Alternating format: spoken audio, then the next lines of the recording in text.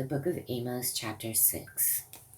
Woe to them that are at ease in Zion, and trust in the mountain of Samaria, which are named chief of the nations, to whom the house of Israel came.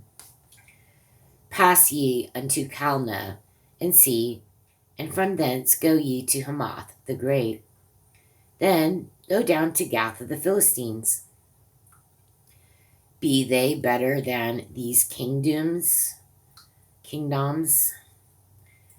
or their border greater than your border?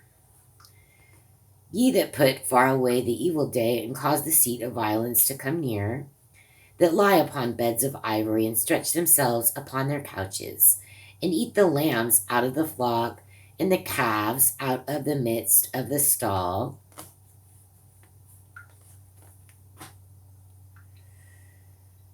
that chant to the sound of the viol, and invent to themselves instruments of music like David. Okay, what does that mean? Did David invent the harp itself, or David created other instruments of music? Good to know. That drink wine in bowls, and anoint themselves with the chief ointments, but they are not grieved for the affliction of Joseph. Therefore now shall they go captive with the first that go captive, and the banquet of them that stretch themselves shall be removed. The Lord God hath sworn by himself, saith the Lord, the God of hosts, I abhor the excellency of Jacob, and hate his palaces. Therefore will I deliver up the city with all that is therein. And it shall come to pass, if there remain 10 men in one house, that they shall die, and a man's uncle shall take him up, and he that burneth him to bring out the bones out of the house, and shall say unto him that is by the sides of the house, Is there yet any with thee?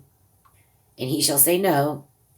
Then shall he say, Hold thy tongue, for we may not make mention of the name of the Lord. For behold, the Lord commandeth, and he will smite the great house with breaches, and the little house with clefts.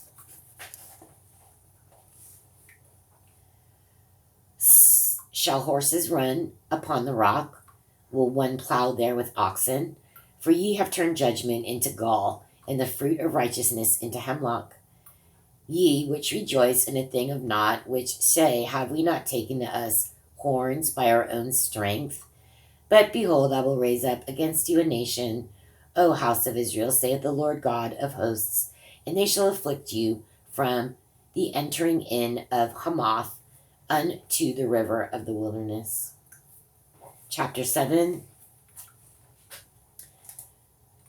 Thus hath the Lord God shewed unto me, and behold, he formed grasshoppers in the beginning of the shooting up of the latter growth.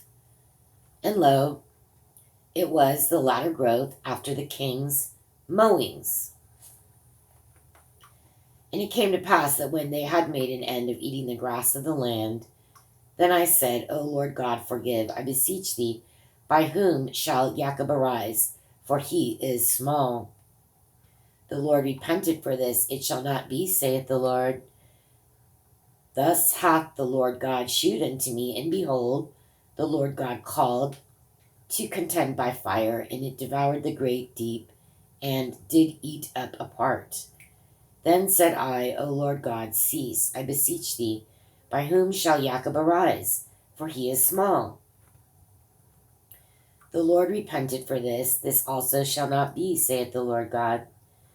Thus he shewed me, and behold, the Lord stood upon a wall made by a plumb line, with a plumb line in his hand. And the Lord said unto me, Amos, what seest thou? And I said, A plumb line. Then said the Lord, Behold, I will set a plumb line in the midst of my people Israel. I will not again pass by them any more. And the high places of Isaac shall be desolate, and the sanctuaries of Israel shall be laid waste, and I will rise again the house of Jeroboam with the sword. Then Amaziah, the priest of Bethel, sent to Jeroboam, king of Israel, saying, Amos hath conspired against thee in the midst of the house of Israel. The land is not able to bear all his words. For thus Amos saith, Jeroboam shall die by the sword, and Israel shall surely be led away captive out of their own land. Also Amaziah said unto Amos, O thou seer, go, flee thee away into the land of Judah, and there eat bread and prophesy there. So he's kicking him out of Samaria because Amos is saying the king is, you're going to die, your king's going to die by the sword. Jeroboam's going to die by the sword. And that's enough to get him killed. But they're just telling him, just get out of here. Just go to Judah with all that. Get out of Israel. Get out of Samaria. Leave.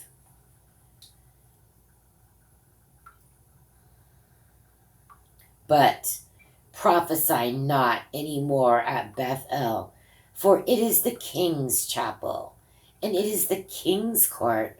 So, saying this is not a place of God, this is a place of the king. We value the king way more than we value God up here in Samaria, up here north. Okay. Then answered Amos and said to Amaziah, I was no prophet, neither was I a prophet's son, but I was an herdman and a gatherer of sycamore fruit. And the Lord took me as I followed the flock. And the Lord said unto me, Go, prophesy unto my people Israel. Well, that's good to know. He was an herdman. So that's why it does not say the book of the prophet Amos. He's just being a herdsman. He gets instructions.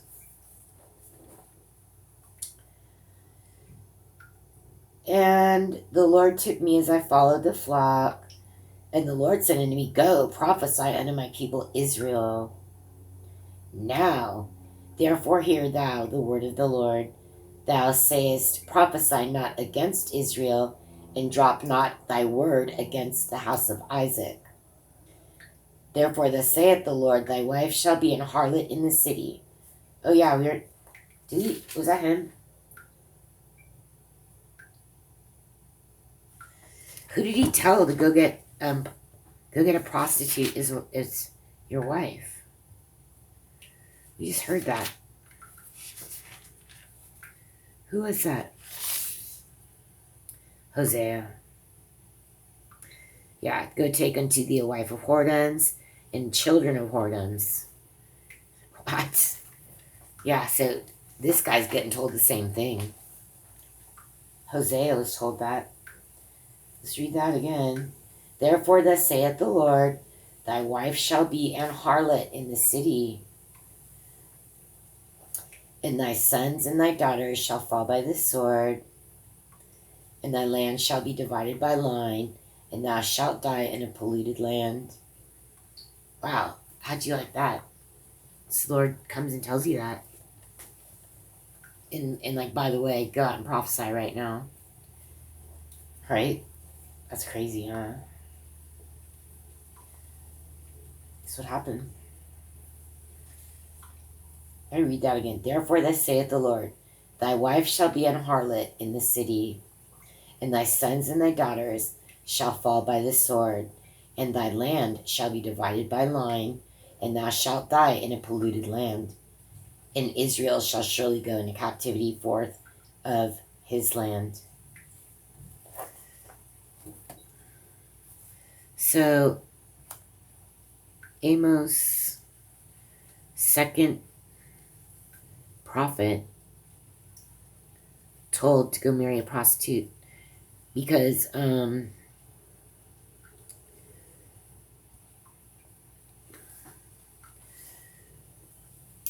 it's like the situation's so dire, and it's like, I guess, just part of the allegory, right? There's nothing left here. There is nothing. Go get a prostitute and marry her, right? It seems like, so what a weird thing to do. What a weird thing to say. But it's just describing his connection, even though this guy's just not a husbandman, a herdsman, even though he's just out there hurting things and getting sycamore fruit. What is a sycamore fruit anyway? Isn't it a sycamore tree? What kind of fruit do they bear? Pine cones? Anyway, I think the thing about telling both Hosea and Amos to do this is just to show the utter destruction, just the state. There's no pure woman left. There's no woman that will be helpful to you, that follows laws. In fact, right, this is the whole problem, right? How it really started. Look what Solomon did, right? He had like 400 wives, and you're not supposed to marry out of your people because it will lead you to false gods. And what does Solomon start doing on the Sabbath day? Going to these high places and worshiping his wives' other gods. So I think there's nobody clean left in the city, is the reason this prostitute allegory is being brought up, because it's gone. Any love or care for God is gone. So he just specifically has to say, you have to go get a prostitute to marry, because that's probably the, you know,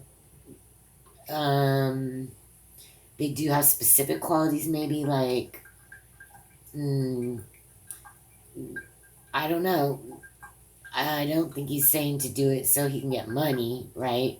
It's more like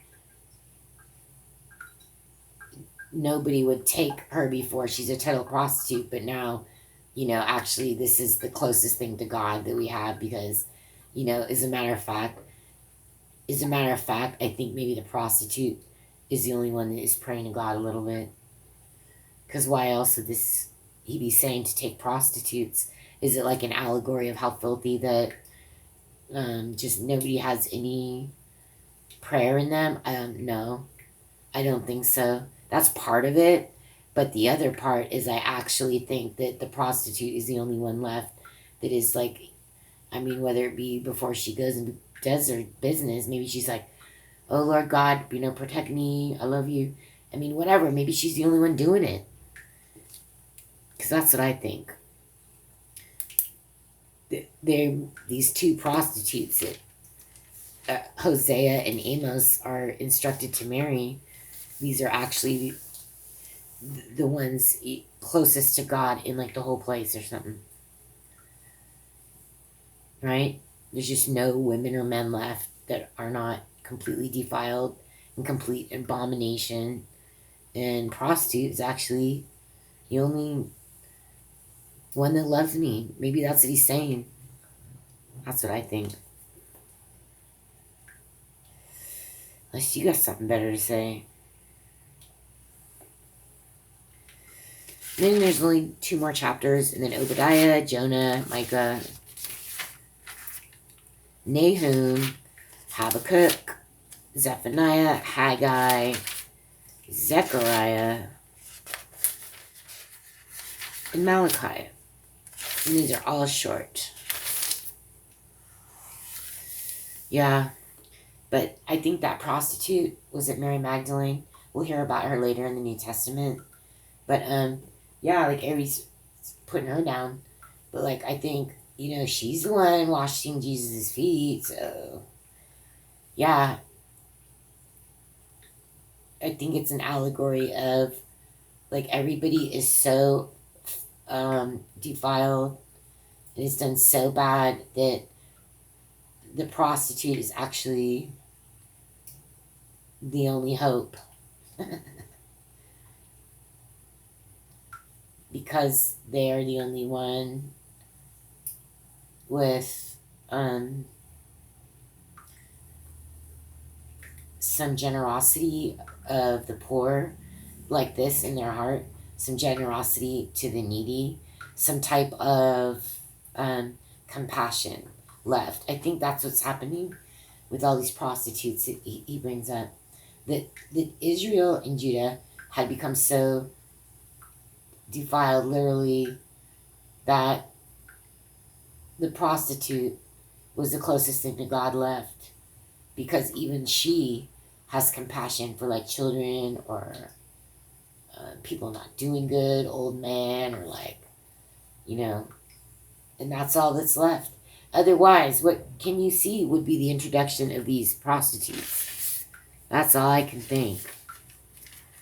And I have a lot of pictures and stuff, a lot of study, a lot of things underlined in here that I would like to do. I just have not been able to lately. I keep saying I want to do it. Give me some strength, Lord.